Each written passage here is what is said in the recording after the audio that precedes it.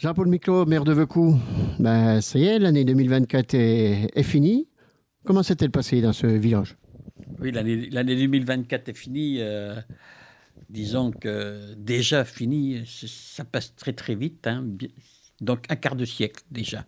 On pensait qu'en 2000, les voitures voleraient et qu'il y aurait plein de choses très très modernes. Et finalement, les voitures sont toujours par terre à rouler sur les routes et à nous obliger à faire des entretiens de route et à organiser aussi la circulation dans le village. Donc 2024, il y a eu des choses de fait. C'est clair qu'on a été obligé de revoir le système de purification de l'eau de nos sources. On a été obligé de revoir le système de communication entre nos sources et nos employés communaux. On a été obligé de travailler sur notre voirie, à faire du point-à-temps. Bon, pour l'instant, on ne fait que des petites réparations.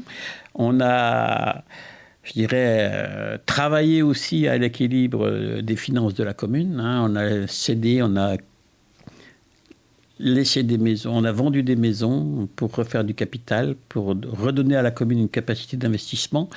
On a fait des travaux forestiers, bien sûr, de l'aménagement de chemins forestiers.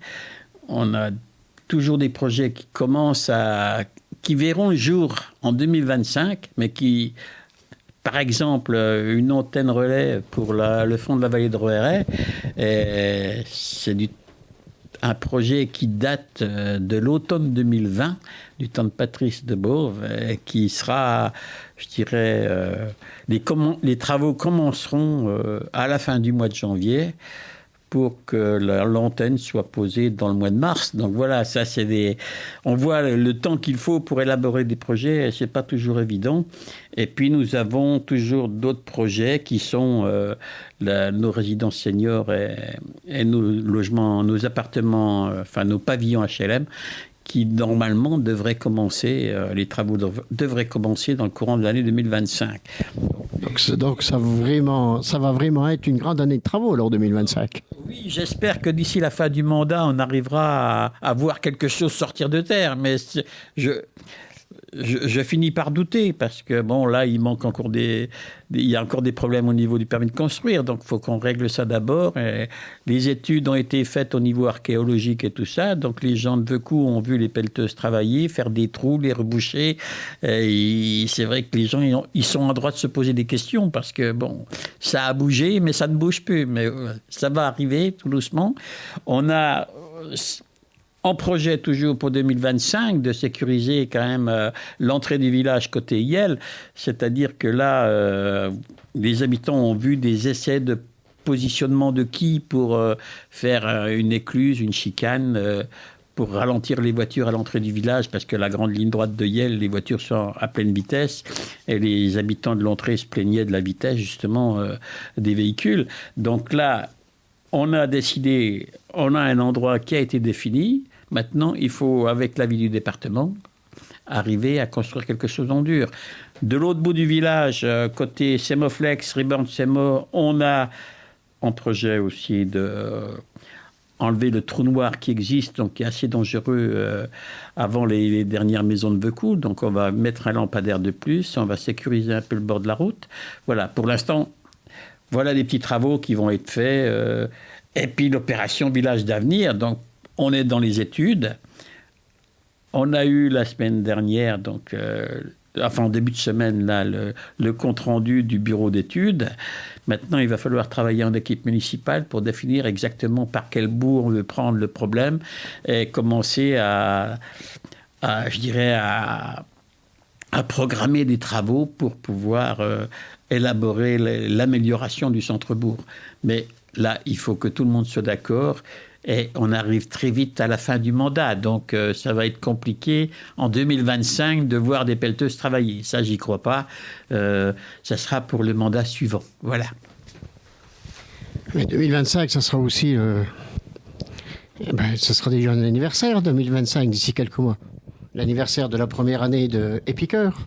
Ah oui, l'anniversaire de la première année de Épicœur, bien sûr. On a eu quand même là, c'était un beau projet qui est bien réalisé, une association dynamique qui a donc créé cet espace collectif de mise à disposition de biens alimentaires pour les citoyens de Veucous. Donc, cette coopérative, enfin, cette épicerie associative fonctionne bien, puisqu'il y a plus de 235, je crois, adhérents. Donc, c'est vrai que c'est une belle opération qui réussit bien.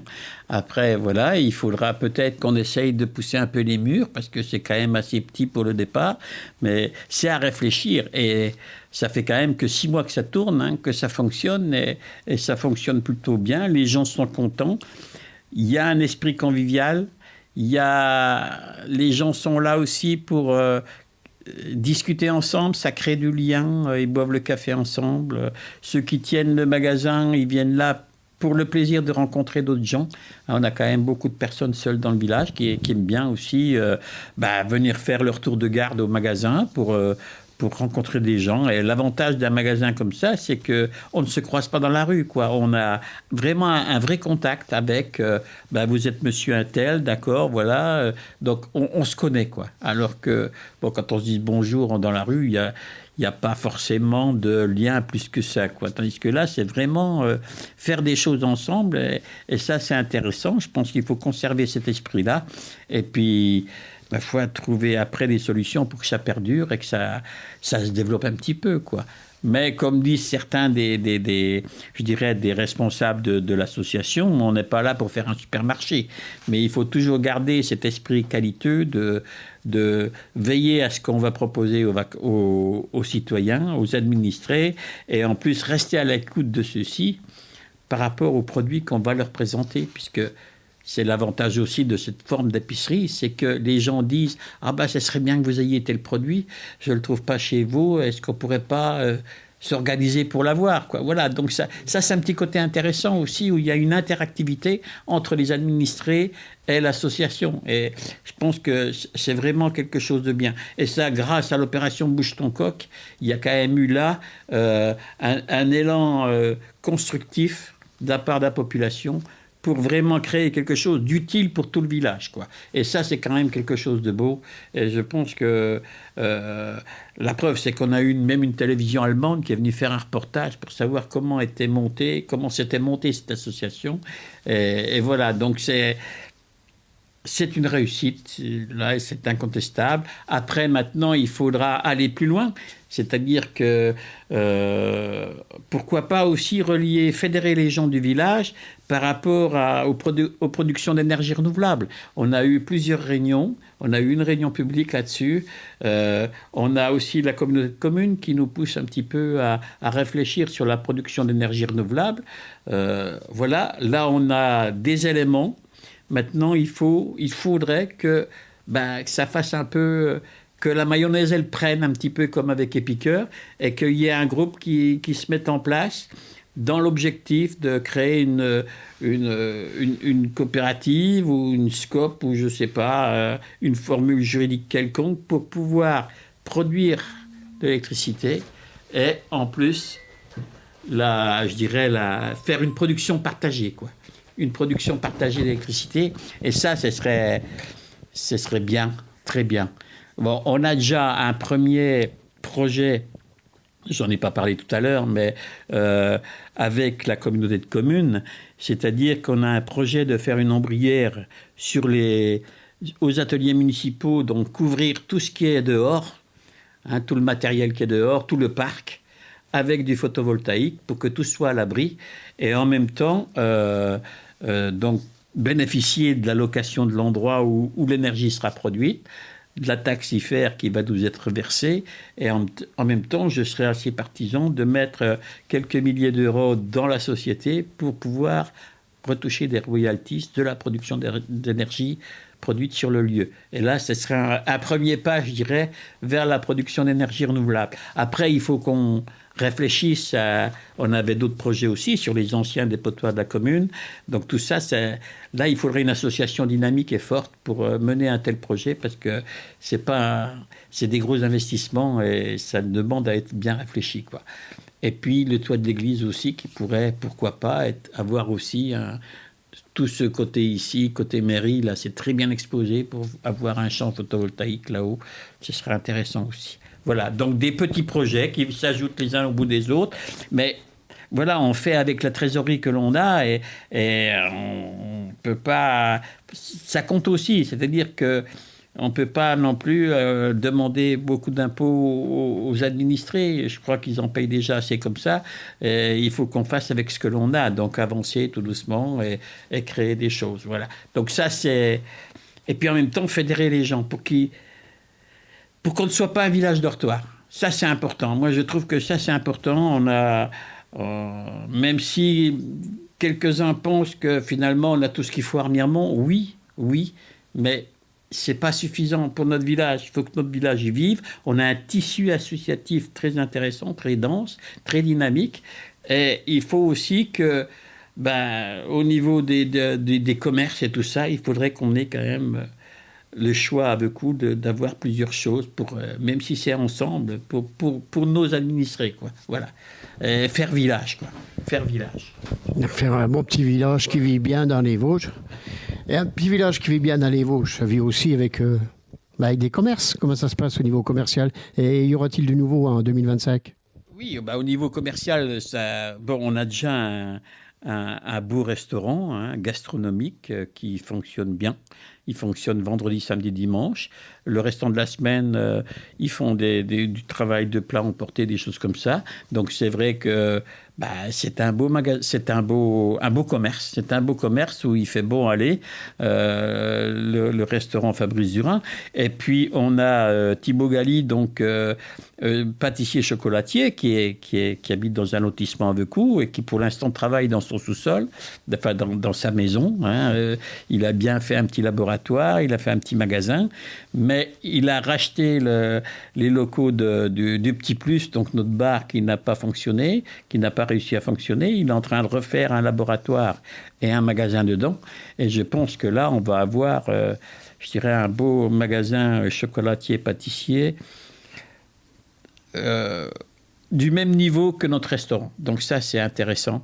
Et je pense que là, Thibaut Galli et son épouse, ils vont pouvoir, je dirais, bien s'installer et développer leur commerce. Et il faudrait que notre épicerie, elle suive dans le même sens, quoi. Et ce serait parfait.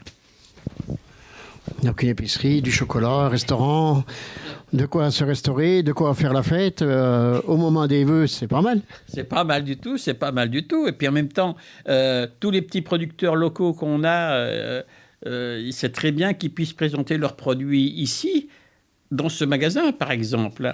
Parce qu'on parle toujours de biens alimentaires, mais Épicœur, c'est aussi toute la gamme de production de l'asinerie, d'Alice Danès, qui est produit à Veucou et qui est vendu à Veucou. Donc, je vois le RL de Verret aussi vend des produits dans... Donc, Frédéric Louis, c'est Rémi maintenant, de la ferme des Bruyères, qui vend aussi des produits ici. Donc là aussi, il y a peut-être des choses à développer, à affiner aussi et à proposer à nos gens des produits de qualité et de proximité. Et donc ça, c'est bien, c'est ce qui fait vivre le village aussi, quoi.